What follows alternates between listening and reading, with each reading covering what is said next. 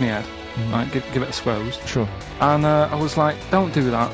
You know I don't like it, right? And Ricky said to me, mate, yeah, he doesn't like having his head squoze. As if it's like Marmite. As if some people love it. Yeah. And some people hate it. Sure. Yeah, okay. Well, anyway, Yeah. there was a little taster of the laugh. That was more the kind of deep, throaty laugh, the belly laugh. But there's that kind of high-pitched squeak that you do. When I've got to get air out quickly, because Exactly. I'm going to burst. Sometimes I laugh so much that my liver and all they try and get out to it, so I have to get it out really fast, like a siren. Right. Do you know what I mean? Is that how you explain the fact that you're quite fat? Yeah, That's just laughter waiting to come out. Every time you laugh, you become a svelte young thing, like Brett Anderson. Oh dear. Well, anyway, it reminded me of the game that you and I used to play in our very early days of XFM, when it was literally Make Ricky Gervais laugh. Make Ricky Gervais laugh, which was a great game. I think. I remember the first one. It was that fella drinking a pint of beer. Yeah. I remember the very first time. It never. I tell you what, it's you not know what great. though? Ant and Dec do it now. They actually. It's very similar to Make Ricky Laugh. It's called Make Ant Laugh. Interesting. So many of our great ideas have been stolen. Yeah. Or stoled. Stoled, yeah. Anyway, I was looking through the paper in the week, and there was a picture which which I think might be a Ricky Gervais, Make Ricky Gervais laugh. I don't know. Again, obviously, it doesn't really work for the listeners at home, but I'll try and do my best to describe it. Can we stop saying my name because it's like a Dave Gorman project? Can we just stop? It's getting. Let's say a word often enough, it doesn't mean anything. Yeah. Let's stop saying Ricky Gervais. Well, what we're going to refer to you as? All right. Well, Make Fatty Laugh is a new game. I'm trying to get one of those squeaks of a laugh. I'm concerned because I know. I'm not a monkey. I'm not Sure, you're not a performing monkey. No, okay. I know that. Right. But anyway, let me just briefly summarise the story for those at home. Okay. The headline was Mum 48, a mother of 48 seduced boy of 14. Well, that's not funny. Not her own boy, obviously, but still a neighbourhood child. I don't think it's a funny story so far. He said Grand Lana Allen, 48, led him upstairs and undressed to her waist, then took his trousers off. Okay, bear that in mind. This is a quote from him, right? Bear in mind, he's a 14-year-old boy, he's quite excited about this. He says, then we had sex, it was every boy's fantasy. Alright? You're going to show me the picture of her now, aren't you? So it's a picture of her. Oh, this is not... Bear in mind... This is... In his own words, Rick. Right. In his own words, this was every boy's fantasy. Okay. Here's the picture. It's a silent laugh. He's collapsed on the floor. I wasn't expecting that. I was thinking it looked like a fat man. I was not expecting that. Oh my god. Oh god. She looks like the drummer of Iron Maiden. She looks a bit like Lemmy. But I tell you, she looks like reminds me of most. Did you see those? They've got one with a fag on as well. I know. Just that's her with them out of makeup though. Carl, have you seen Every Boy's Fantasy? You should see. Oh god! Have a look, Carl. Oh god. How old is she? 48. That's lovely. Nothing wrong with that. I'll tell you, if you weren't lucky enough to see the picture, she looks just like the oldest man in the world. His photos on in newspapers and on the web for a while. He was about 135 or something. Carl. Look, it's, Carl's got a theory that Chinese people don't age well. This man was a Chinaman, right? And he was 120 or something. Yeah. Did you see a picture of him? Yeah, he's still alive. No, he's not. No, He's no, dead. is he not? No, He's he dead. died at 120. So He said 120 or something, but makes you wonder. What makes you wonder? Well, because they don't age well. I think he's using that.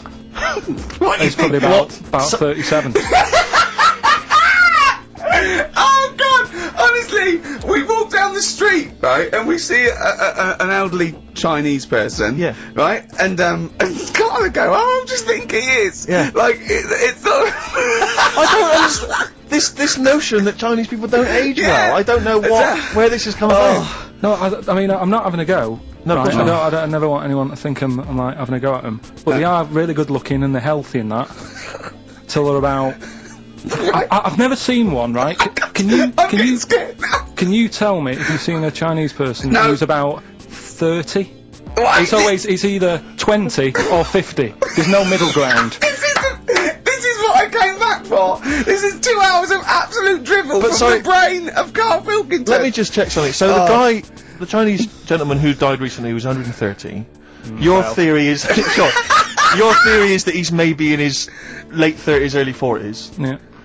This is an elaborate conspiracy on his part, because obviously whenever they talk about the oldest people in the world, it is always a Chinese person. Yeah. Invariably. They do, yeah. I mean, they seem to win that Again. every year. Go on. So your theory is that in those small backwater villages in China... Ross McWhirter comes to a little Yeah, village. they go, the Guinness guy's on the way. He goes, well, until recently, the oldest person in the world, how old are you? And they're so embarrassed, because they think they look about 120, they go, 120, they go, really? They go, yeah, can I have his birth certificate? No. In fact, I think this Chinese bloke it wasn't verified by the Guinness Book of Records, because he didn't have his papers. Didn't have his papers, no. So... Is this the same one or a different fella? I think it might be the same guy, I'm not sure. Trying it on. So there's a huge conspiracy amongst these Chinese villages that every when time... you get to about 50, say you're 70. Because no one will believe us. Well, if you can confirm or deny that, then please email in ricky.gervais@xfm.u. This is the Racist Show on XFM 104.9. Call in if you're anything less than a little mank.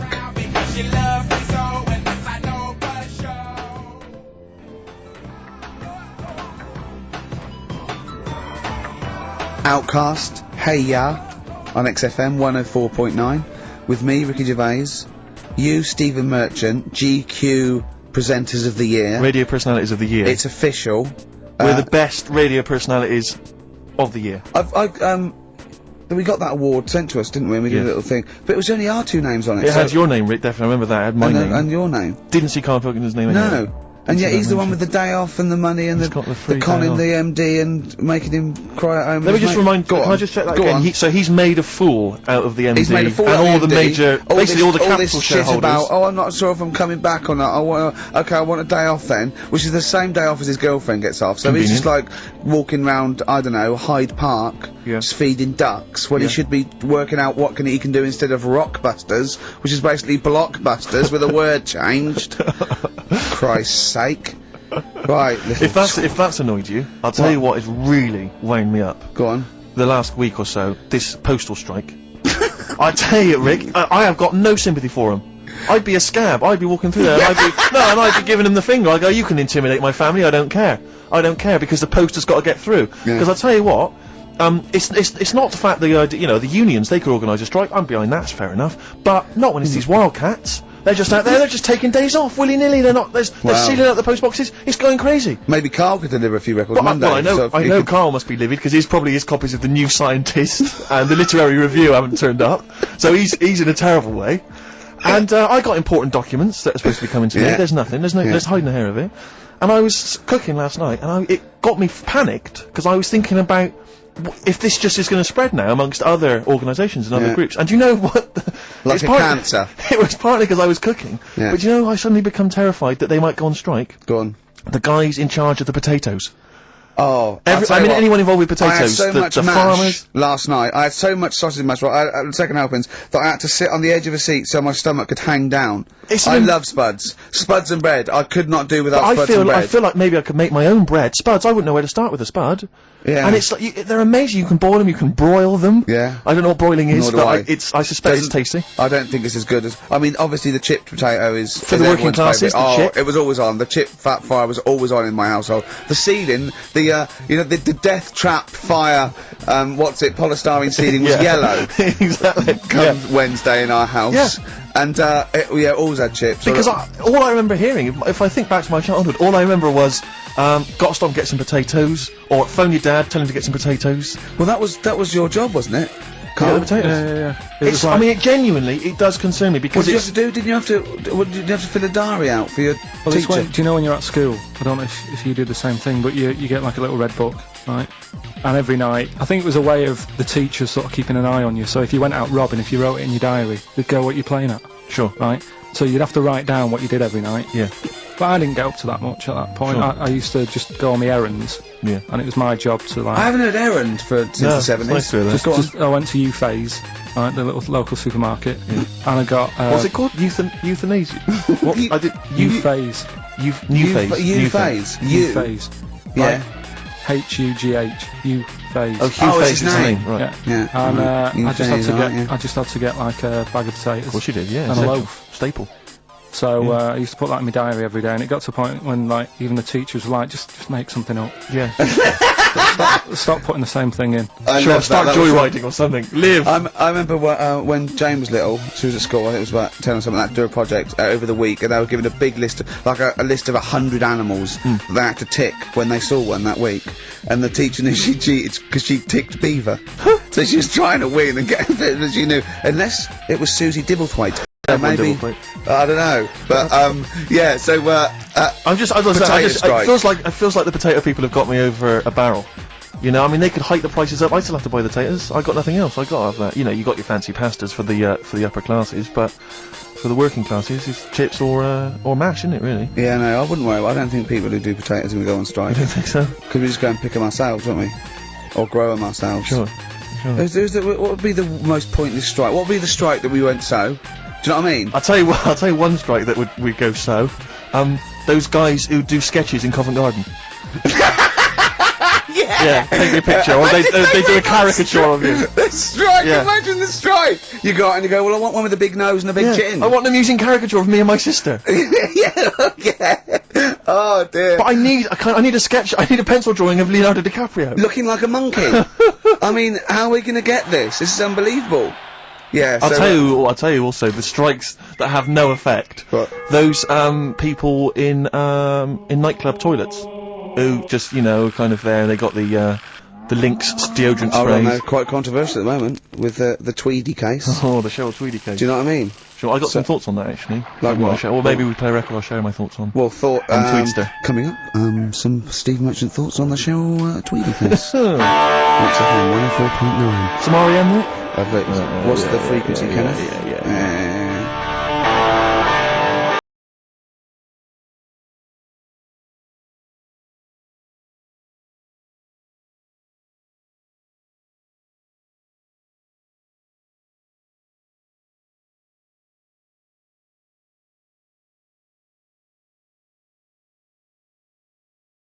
0.9 XFM.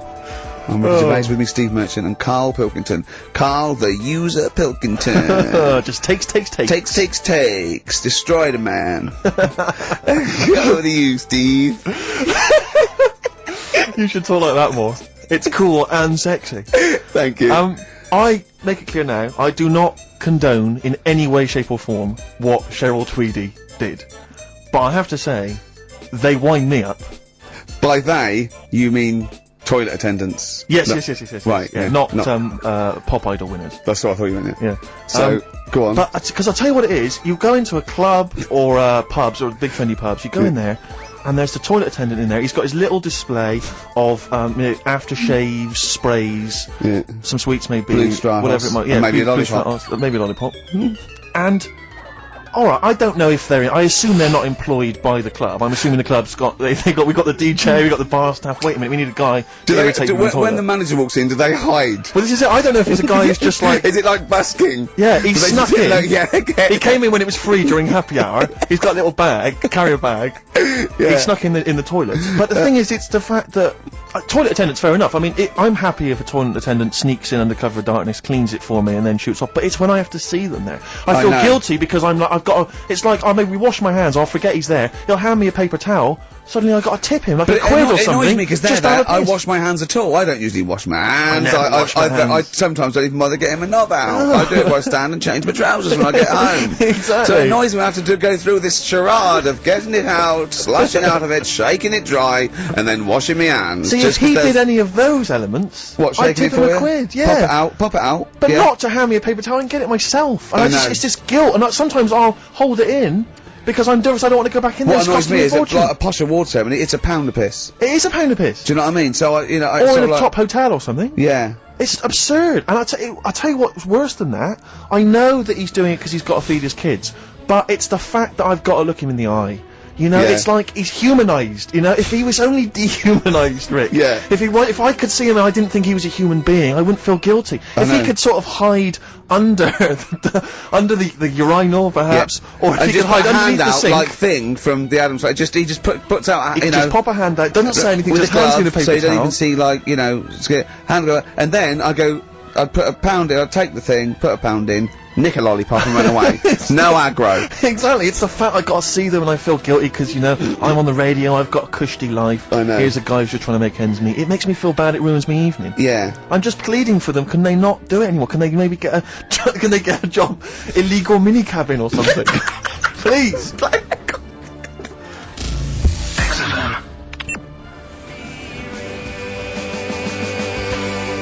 Born Again, Star Sailor on XFM 104.9. We're back. It's the 1st November. Ricky Gervais, Steve Merchant, Carl Pilkington. It's the same old email address if people want to get in touch, ricky.gervais@xfm.co.uk. We've had a couple of emails, Rick. Someone, actually Ian, he's emailed in, he said that, because of the blinking postman, it's his wife's birthday today. She's had no cards or presents, because, presumably because she's got no friends, but also because of the postal strike. But you won't be able to use that excuse for Suzanne's birthday again, because she knows that the postal strike won't be on around that time. Alright, Carl. So But anyway, so would you just say happy birthday to Tracy? have those condoms run out yet that you got for Christmas? Carl? I've still got them. Have you? Just say happy birthday to Tracy. It'll make, Happy it'll birthday, make her Tracy. happy. And hello to Aidan, who's phoned in to let us know he's actually listening in Northern Ireland. Oh, God so bless him. we've gone international. Sure. Now, there's also a questionnaire has been sent in by Ruth Chamberlain at Cordwainers College. Cordwainers College? Seems a weird...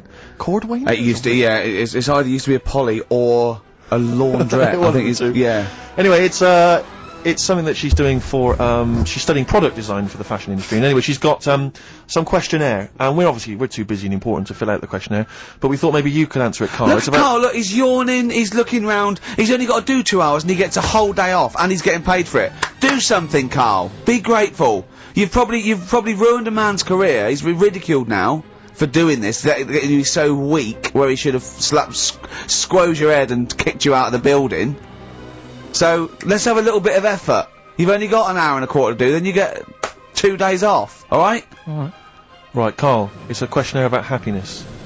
Oh yeah. There's one person... Well, that should answer it right there. The first question, Carl, on a happy scale of 1 to 10, where are you on the happy scale? Is it at this moment or in general? Well, I would say generally. Okay. Yeah, but you don't always have to like. I mean, I think I'm, Never show it. no, but it doesn't mean I'm not happy in that. Like, I'm all right at the moment. I'd say I'm probably on a. I was probably on about an 8. I was probably on about a 9 when I woke up, right? And then sort of fell out with Suzanne over her haircut. Yeah. Right. She went for a haircut and came back with something that I didn't like. Sorry, what did you say? So when your girlfriend walked through the door, she had her hair done, you said, I don't like it. Alright? Well, she could tell by the look on my face. I said, but don't you say, no, I'm happy with it, I just can't tell. I'm loving it. because then she might have it done again. Oh, You've Carl, gotta I let just people cannot know. get over you. I really can't, No, I but cannot. you haven't seen it. Right? Oh, So then I was fed up, but then I thought... Sorry, what authority have you got to talk about haircuts? yeah, you had the, well, officially from a barber in Manchester above a railway station in a shack that was £2 a cut, told you had the hair of a Chinaman. Well, you wish you had the hair of a Chinaman now, you got no hair. You're a little bald man with your mouth open, so don't... Is she listening to this, Suzanne? Sitting at home with a woolly hat on? I don't know. But she knows now, doesn't she? What did you say? What words did you did do you say? about I it, just though? said you look like someone out of Slade. Interestingly, that's what I look for in a girlfriend. Oh, God! Which one of Slade? That one with the funny... Not Dave Hill. yeah. The one with the crooked fringe and the goofy... She had her teeth done as well, did she? She had 2 front teeth put in. Dumper. So anyway, So prior to that, you're on a 9. Then you saw the haircut, you're on an 8. Yeah. yeah. And Now then, what you on? I'm probably on about a 6 at the moment. Why? What's happened? Well, while Star Sailor was on, bit more head squeezing going on. So yeah, about a 5 or 6. So generally speaking, what would you say you're on? About a 4. You're on a 4. Alright. What would you give someone who wasn't very happy? What would you give them?